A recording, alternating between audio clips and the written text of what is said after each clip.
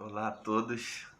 Vamos continuar então com o nosso estudo, o Evangelho de São Marcos. Agora vamos falar no capítulo 1, do versículo 9 ao 13. Tá bom? Peguem a Bíblia de vocês, em nome do Pai, do Filho, do Espírito Santo. Amém. Ave Maria, cheia de graça, o Senhor é convosco. Bendita sois vós entre as mulheres. Bendito é o fruto do vosso ventre, Jesus. Santa Maria, Mãe de Deus, rogai por nós, pecadores, agora e na hora de nossa morte. Amém. Que o Espírito Santo nos ilumine, que São Miguel nos defenda, que a graça do Senhor esteja sobre todos nós, que vamos falar, ouvir, meditar, rezar, quem vai escutar esse trecho. Amém? Então vou ler para vocês. O trecho é o batismo e a tentação de Jesus Cristo. Diz assim na Bíblia: Ora, naqueles dias veio Jesus de Nazaré, da Galileia, e foi batizado por João no Jordão. No momento em que Jesus saía da água, João viu dos céus abertos e desceu o Espírito em forma de pomba sobre ele. E ouviu-se dos céus uma voz: Tu és meu filho muito amado, em ti ponho a minha afeição. E logo o Espírito o impeliu para o deserto. Aí esteve 40 dias, foi tentado pelo demônio e esteve em companhia dos animais selvagens. E os anjos o serviam. Palavra de salvação, glória a vós, Senhor. Então, meus irmãos, vamos lá então, vamos estudar sobre esse trecho aí com bastante atenção. Então, eu separei alguns pontos aqui para a gente falar e estudar sobre eles. Então, o primeiro ponto que eu separei é o seguinte: é o início da caminhada pública de Jesus, né? Jesus começa a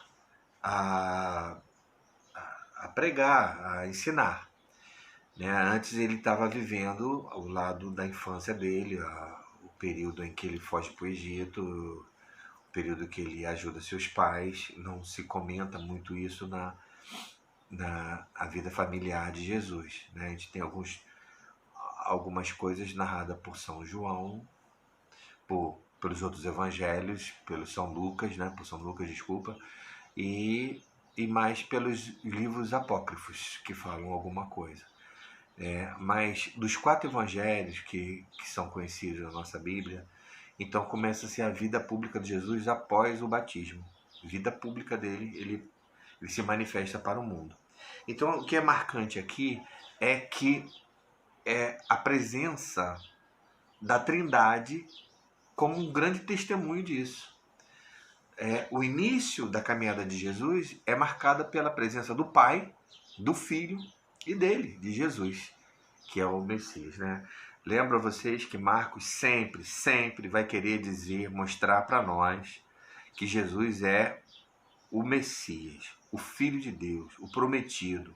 Sempre ele vai querer mostrar isso, né? Pelos relatos de Pedro, que ele ouvia muito, pelos outros relatos. Marcos escreve sempre querendo mostrar isso, que Jesus é o Senhor, que Jesus é o Messias, é o prometido, que é o Filho de Deus, tá bom?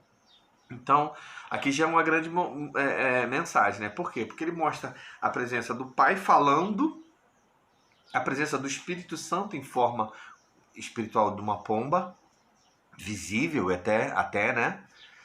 E do próprio Jesus, a presença física, homem dele, mas nós sabemos que Jesus é totalmente homem, mas também é totalmente Deus. Então, a presença do Pai, do Filho e do Espírito Santo real, visível, né?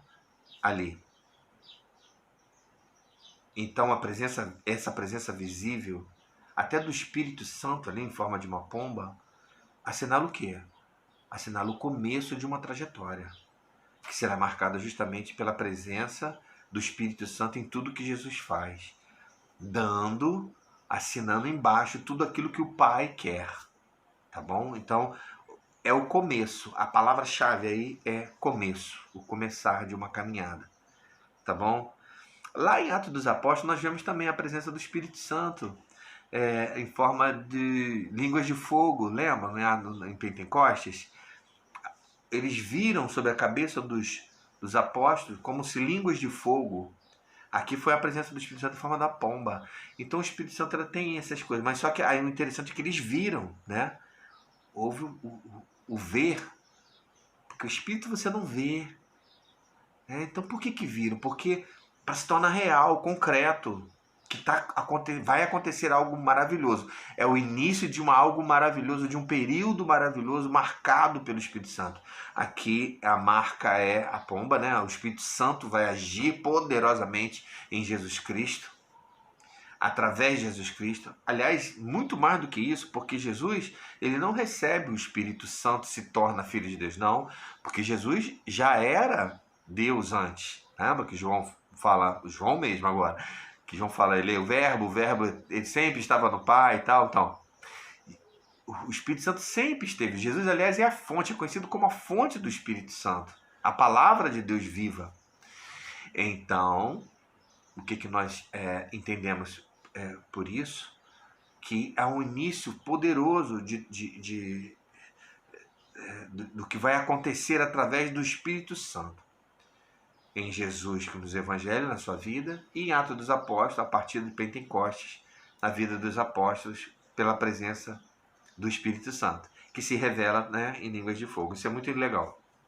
Então, Jesus se batiza não para o perdão dos seus pecados, né? Claro, todo mundo sabe que Jesus não tinha pecado, então não precisava entrar na água para ser batizado para isso, já que o batismo de João era para isso, para o perdão dos pecados. Então por que ele entra na água para ser batizado? Para confirmar a sua doação de vida e para a salvação, né?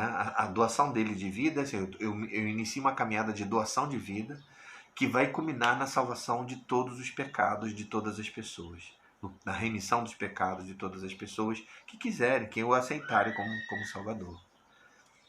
Então, é difícil de entender isso? Não, não é difícil de entender. Mas se a gente pensar assim, de que o céu estava fechado para Israel por causa dos pecados, as transgressões feitas a Deus, tudo estava fechado, não havia uma comunicação com Deus. Então, ao entrar na água e o Pai testemunhar e o Espírito Santo testemunhar sobre ele, sobre a presença daquele homem, daquele enviado, daquele Messias prometido, abre um novo diálogo com Deus que não tinha. Por isso que fala no 3 que o céu se abre. Há um novo diálogo. O céu quer dizer que estava fechado por causa do pecado, e Jesus, que é o grande curador da humanidade, curador e através da salvação dos nossos pecados, ele abre de novo um contato, um diálogo com o Pai. Você que tinha pecado não precisa mais se preocupar, porque Jesus redimiu você, redimiu a todos nós, e agora eu posso conversar com esse Deus de novo, porque eu não tinha esse diálogo. Então a gente entende também como o céu se rasgando aí, nesse trecho que fala, como uma nova abertura a falar com Deus. Então a vinda do Espírito Santo confirma a reabertura da comunicação entre céu e a terra, entre Deus e a humanidade. O Espírito Santo, então, ele vem para nós nos tornar filhos em Jesus. Nós somos filhos de Deus em Jesus. Jesus é a palavra de Deus feito filho, né? Feito homem, feito Messias. Mas é o próprio Deus, né? E nós tomamos essa característica de filhos de Deus pelo Espírito Santo para uma comunicação com Deus. Então, se eu oro hoje, se a minha oração tem eficácia diante dos olhos de Deus, é porque Jesus abriu o céu para mim. Olha a importância de ser batizado, né? Deus revela diante do mundo a sua identidade. O Pai fala assim, né? Como é que o Pai fala? Tu és meu filho muito amado, em ti ponho a minha afeição. Então, o Pai revela diante de todo mundo ali, presente ali, a identidade de Jesus, o meu filho muito amado. Todo mundo sabia que o nome dele era Jesus. Mas ninguém sabia que ele era o grande amado de Deus, do Pai. A palavra de Deus vem, se manifesta. E o que é importante isso? Que todos os messias, falsos messias, ou que poderiam vir, porque eles esperavam alguém salvador, eram falsos. O verdadeiro está ali. Não apontado por João Batista, veja, embora João Batista também o apontou, mas apontado pelo Pai. Eis o meu filho amado. O Pai, Deus, aponta Jesus. É impressionante, meu irmão. É impressionante isso. Então, o batismo é uma manifestação pública de Jesus como Filho de Deus, certo?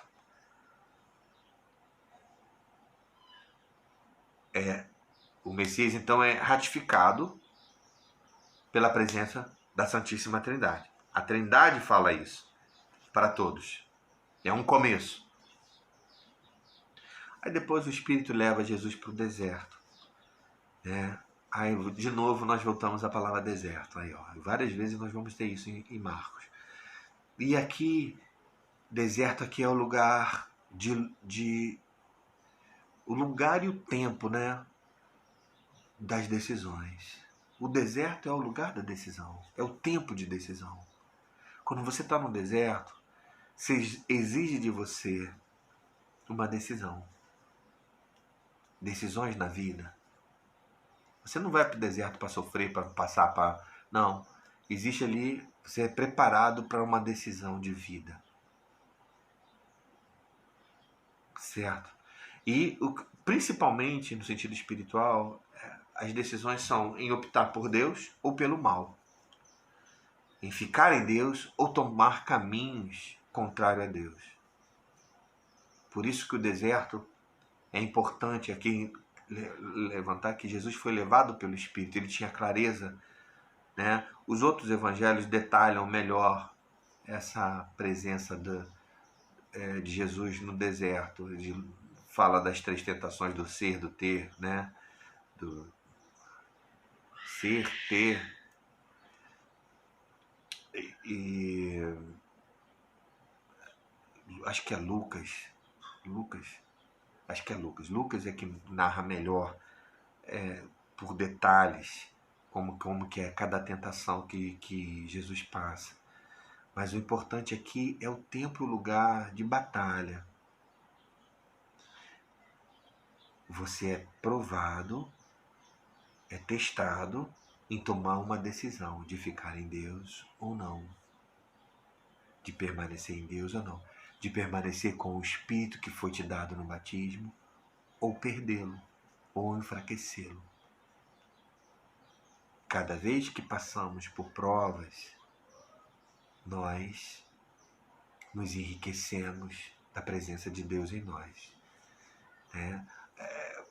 Uma das formas de conhecer Deus é pelas virtudes teologais, né? As virtudes teologais são fé, esperança e caridade. As provas que passamos, principalmente para Deus, por Deus, são as provas de fé, de esperança e de caridade.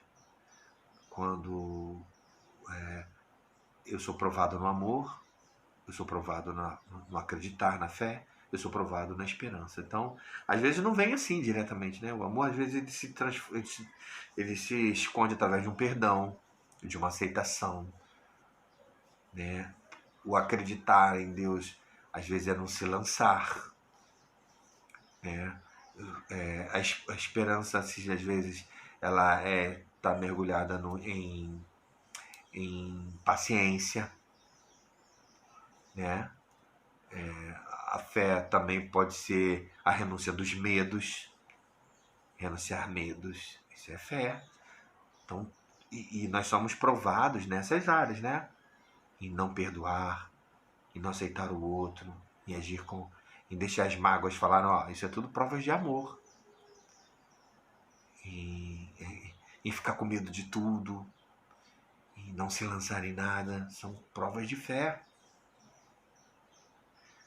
Em não confiar, desconfiar de tudo, se desesperar, não ter paciência. Isso é prova de esperança. Né? E através de eu passar essas provas de fé, principalmente elas, tá, gente? Tem outros tipos de provas, mas principalmente essas três, vai se revelando em nós Deus, porque Deus se revela nesses três dons teologais, que são de conhecimento de Deus. E aí o Espírito Santo que recebemos no batismo, ele vai ficando cada vez mais forte, mais presente, mais ativo em mim. Então eu consigo ter mais discernimento, as respostas vêm mais forte. Então quando eu estiver no deserto, deserto da vida, deserto meu, deserto mesmo que eu estiver passando, se eu estiver passando por essas provas, o Espírito Santo vai me auxiliar. E aí os anjos vão me servir. Eu vou conseguir passar bem. Eu vou conseguir tomar as decisões certas. Eu vou conseguir fazer aquilo que Deus quer que eu faça. Permanecer nas minhas metas, nos meus objetivos, que são os objetivos de Deus. E assim eu vou chegar até onde Deus quer que eu chegue. Amém? Amém. Vamos lá, deixa eu ver se tem mais algum ponto aqui importante. Satanás é apresentado aqui então como tentador, né? Que busca mudar o que Jesus quer. Então está dentro do que eu estou falando aqui. Vem tentar para que você não aceite, não faça aquilo que Deus quer. Tá bom? Ele quer mudar os planos de Deus. Aí Jesus chama ele do demônio de Satanás, né? Aliás, Jesus chama Pedro de Satanás, porque Pedro quer, de certa forma, impedir o projeto dele de acontecer, que era morrer na cruz. Então Jesus chama Pedro de Satanás naquele momento, você vê, porque quer impedir o projeto. Então, quando Satanás vem, ele vem impedir o teu progresso, aquilo que você botou como meta. E aí ele vem, usa qualquer pessoa, pessoas próximas, situações, usa o teu deserto para te tirar daquela meta, daquele paraíso.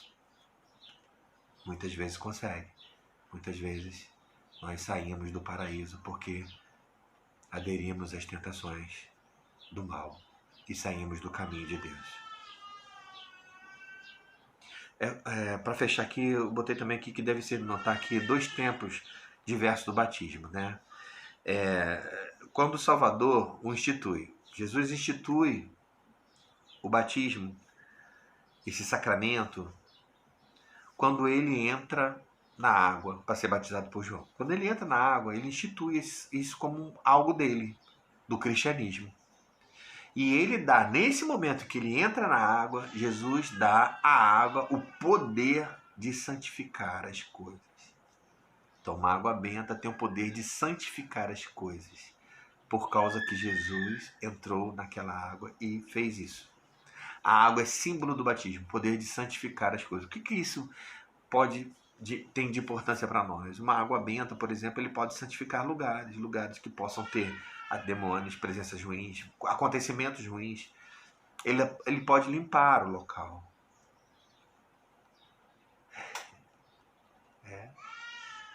Ok? Por isso jogamos água benta em certos locais. Devemos jogar para santificar o lugar. Outro ponto é quando o Salvador estabelece a obrigação de receber o batismo. Aí veja bem, aí ele cria o sacramento do batismo como instituição, como lei, né? Cria uma lei. Depois da ressurreição, Jesus fala, né? Ide, pois fazei discípulos a todos os povos, batizando em nome do Pai, do Filho e do Espírito Santo. Então aí a igreja, né? Oferece para nós o batismo sacramental, o batismo como estrutura para servir a Deus, para ser filhos de Deus. Então aí já se estabelece o batismo. Primeiro institui e agora ele estabelece, tá bom? Só para firmar aí o nosso conhecimento. Fiquem com Deus até o próximo estudo. Em nome do Pai, do Filho, do Espírito Santo. Amém.